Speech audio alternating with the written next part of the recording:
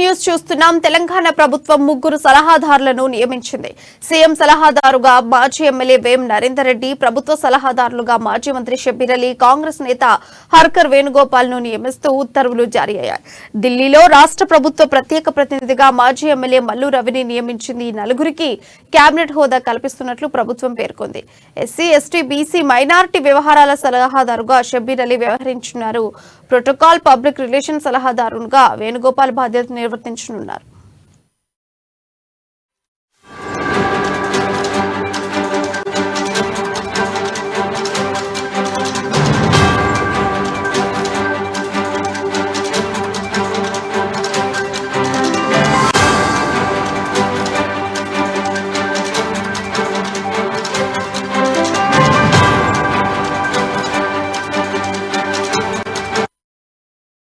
తెలంగాణ ప్రభుత్వం ముగ్గురు సలహాదారులను నియమించింది. సీఎం సలహాదారుగా మాజీ ఎమ్మెల్యే వేం నరేందర్ రెడ్డి, ప్రభుత్వ సలహాదారులుగా మాజీ మంత్రి షబ్బీర్ అలీ, కాంగ్రెస్ నేత హర్కర్ వేణుగోపాల్ ను నియమిస్తూ ఉత్తర్వులు జారీ అయ్యాయి. ఢిల్లీలో రాష్ట్ర ప్రభుత్వ ప్రత్యేక ప్రతినిధిగా మాజీ ఎమ్మెల్యే మల్లు రవిని నియమించింది. ఈ నలుగురికి కేబినెట్ హోదా కల్పిస్తున్నట్లు ప్రభుత్వం పేర్కొంది. ఎస్సీ, ఎస్టీ, బీసీ, మైనారిటీ వ్యవహారాల సలహాదారుగా షబ్బీర్ అలీ వ్యవహరించనున్నారు. ప్రోటోకాల్ పబ్లిక్ రిలేషన్ సలహాదారునిగా వేణుగోపాల్ బాధ్యతలు నిర్వర్తించనున్నారు.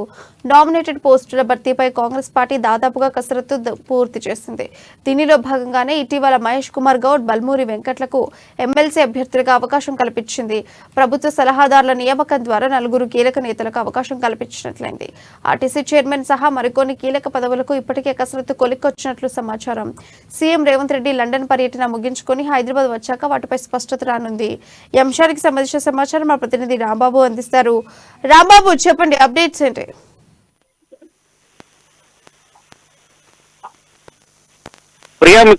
ప్రియా ముఖ్యమంత్రి సలహాదారుగా వేం నరేందర్ రెడ్డి, కాంగ్రెస్ పార్టీకి సంబంధించినటువంటి సీనియర్ ఉపాధ్యక్షుడు వేం నరేందర్ రెడ్డిని, అదేవిధంగా ఇటు ఎస్సీ, ఎస్టీ, బీసీ, మైనారిటీ శాఖలకు సంబంధించినటువంటి ప్రభుత్వ సలహాదారుగా షబ్బీర్ అలీ మాజీ మంత్రిగా ఉండే ఇతను మొన్న నిజామాబాద్ అర్బన్ నుండి కూడా ఎమ్మెల్యేగా పోటీ చేసి ఓడిపోయినటువంటి షబ్బీర్ అలీని, అదేవిధంగా షబ్బీర్ అలీని ప్రభుత్వ సలహాదారుగా, దాంతో పాటుగా రాష్ట్ర ప్రభుత్వ ఢిల్లీ ప్రత్యేక ప్రతినిధిగా, అంటే ఢిల్లీకి సంబంధించినటువంటి వివిధ వ్యవహారాలను చక్కబెట్టేందుకైతే మరి ప్రభుత్వం తరఫున ఢిల్లీ ప్రత్యేక ప్రతినిధిగా మల్లు రవి, సీనియర్ కాంగ్రెస్ ఉపాధ్యక్షులు, మాజీ ఎంపీ అయినటువంటి మల్లు రవిని, అదేవిధంగా ప్రోటోకాల్ సంబంధించినటువంటి రాష్ట్ర ప్రభుత్వం తరఫున ఇటు ప్రోటోకాల్ కానీ ప్రజా సంబంధాలకు సంబంధించినటువంటి ప్రభుత్వ సలహాదారుగా హర్కర్ వేణుగోపాల్, సీనియర్ కాంగ్రెస్ నేత, ఇతని నలుగురిని కూడా ఇటు అపాయింట్మెంట్ చేయడం జరిగింది. వీళ్ళ నలుగురికి కూడా కేబినెట్ హోదా కల్పిస్తే ఇటు ఉత్తర్వులు కూడా జారీ చేయడం జరిగింది. దీంతో ఇటు ఈ నలుగురే కాకుండా ఇంకా వివిధ పోస్టుల్లో ఉన్నటువంటి డిప్యూటీ చైర్మన్ కానీ, లేకపోతే అంటే డిప్యూటీ స్పీకర్ కూడా ఎన్నుకోవాల్సినటువంటి అవసరం ఉంది. అదేవిధంగా ఇటు కేబినెట్ లో ఇంకా కూడా 6 మినిస్టర్లను కూడా ఇంకా అంటే ఇంతవరకు అయితే కేబినెట్ మినిస్టర్లకు సంబంధించిన ఒక సందిగ్ధత ఉన్నది. ఈ 6 కూడా ఎవరనే దానిపైన ఇటు రాష్ట్ర ముఖ్యమంత్రి దావోస్ పర్యటన ఇటు లండన్ వెళ్ళాడు. లండన్ నుంచి తిరిగి వచ్చిన తర్వాత ఈ కేబినెట్ పైన విస్తరణ కూడా ఉండేటువంటి అవకాశం అయితే కనబడుతోంది. మరొక వైపు అయితే ఇటు నామినేటెడ్ పోస్టులు, అదేవిధంగా దానికి సంబంధించి కార్పొరేషన్ పోస్టులకు సంబంధించినటువంటి ఇప్పటికే ఇటు ఏఐసిసికి సంబంధించి మొత్తం కూడా ఈ వ్యవహారం మొత్తం చూసుకుంటా ఉన్నది. ఏఐసిసి తెలంగాణ వ్యవహారాల ఇన్ఛార్జి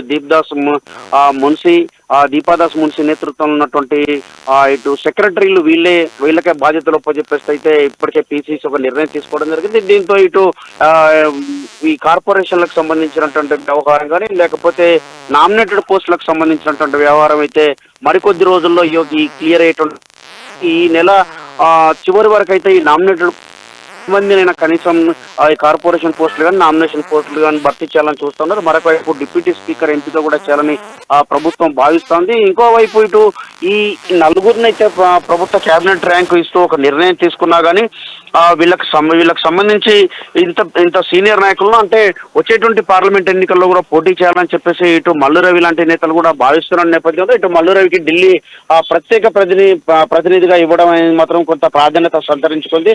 వీళ్ళకు స్టేట్ మినిస్టర్ ర్యాంక్స్ తో కూడినటువంటి ప్రోటోకాల్ ఇవ్వడంతో ప్రభుత్వం ఈ ఉత్తర్వులను అయితే శాంతికుమార్ అయితే ఉత్తర్వులను జారీ చేయడం జరిగింది. దీంతో మరి మల్లు రవి వచ్చే ఎన్నికల్లో పోటీ చేస్తారా లేదా అనేది కూడా సందిగ్ధంగా ఉన్నది. ఎందుకంటే ఢిల్లీ ప్రత్యేక ప్రతినిధిగా తెలంగాణ రాష్ట్ర ప్రభుత్వం తరఫున నియామకం చేయడంతో మరి అతను వచ్చే పార్లమెంట్ నాగర్ కర్నూలు నుంచి పోటీ చేస్తారా లేదనేది కూడా తెలియాల్సింది. మొత్తానికి అయితే ఈ నలుగురినైతే ఇటు క్యాబినెట్ ర్యాంక్ తో కూడినటువంటి ఒక ప్రోటోకాల్ అయితే కల్పిస్తూ ఉత్తర్వులు జారీ చేయడంతో ఇటు వేం నరేందర్ రెడ్డి, ముఖ్యంగా వేం నరేందర్ రెడ్డి సీనియర్ కాంగ్రెస్ ఉపాధ్యక్షుడే కాకుండా రేవంత్ రెడ్డికి ఆత్మగా చెప్పుకోవచ్చు. ఎందుకంటే గతంలో వైఎస్ఆర్ ప్రభుత్వంలో ఏ విధంగానైతే ఇటు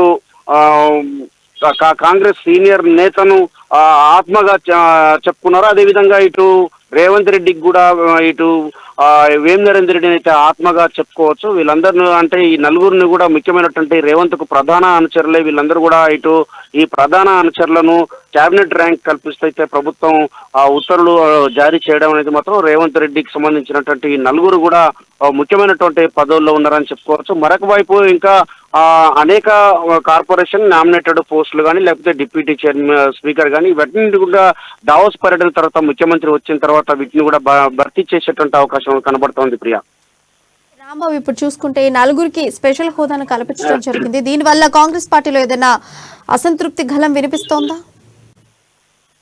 అలాంటిది ఏం లేదు ప్రియా, ఎందుకంటే ఇప్పటికే బల్మూరి వెంకట్ కానీ లేకపోతే మహేష్ కుమార్ గౌడ్ కూడా ఎమ్మెల్సీ స్థానాలు ఇవ్వడం జరిగింది. అందరి ఆమోదయోగ్యంతో ఎట్లంటే రేవంత్ రెడ్డికి సంబంధించినటువంటి ప్రధాన అనుచరుడు అద్దంకి దయాకర్కి అయితే ఎమ్మెల్సీ పదవి ఇవ్వలేదు.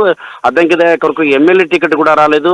అయినా కానీ అద్దంకి దయాకర్ ఎలాంటి అసంతృప్తికి లోను కాకుండా పార్టీ నిర్ణయాన్ని కట్టుబడి ఉంటా అని చెప్పేసి చెప్తా ఉన్నారు. రేవంత్ రెడ్డికి అత్యంత ప్రధాన అనుచరులు ఒకరైనటువంటి అద్దంకి దయాకర్ కూడా మరి ఆ ఎమ్మెల్సీ టికెట్ కానీ ఎమ్మెల్యే కానీ రెండు కూడా ఏది రాలేదు.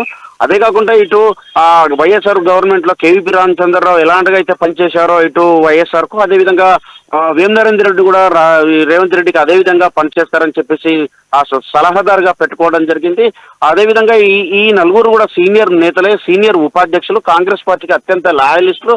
వీళ్ళందరినీ కూడా నలుగురికి ఇవ్వడంలో ఎలాంటి అబ్జెక్షన్ కూడా పార్టీ ఉండేటువంటి అవకాశం అయితే కనపడతలేదు. Priya, Rambabu, thank you.